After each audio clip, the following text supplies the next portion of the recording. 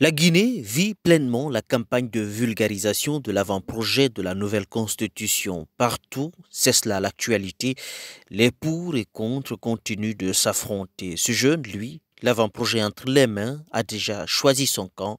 Il faut voter oui. Moi, je suis d'accord pour la nouvelle constitution parce que cette constitution, c'est une constitution qui nous ressemble et nous rassemble. Et cette constitution va nous permettre aussi à tous les jeunes d'être indépendants. Et cette constitution aussi permettra à la Guinée, à notre pays, de connaître un développement majeur, que ce soit l'éducation, la santé.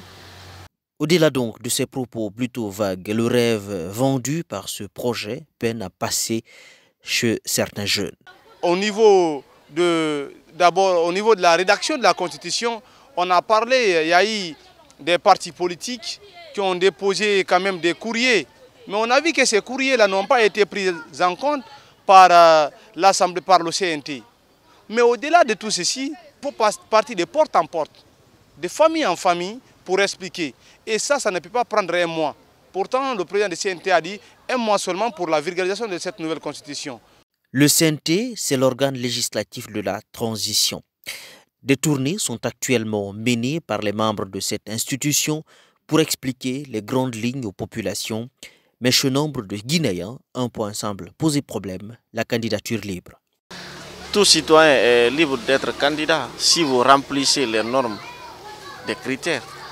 Donc je crois que cela va nous permettre aussi de quitter dans ce clientélisme politique.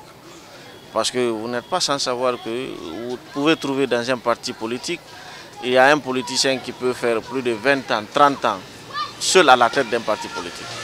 Finalement, ce citoyen, lui, estime que cet avant-projet de la nouvelle constitution n'apporte en réalité aucune nouveauté.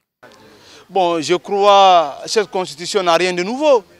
Les seuls points nouveaux qu'on retrouve dans la Constitution, c'est au niveau, on dit, c'est-à-dire au niveau du service militaire obligatoire. Ce sont des points nouveaux.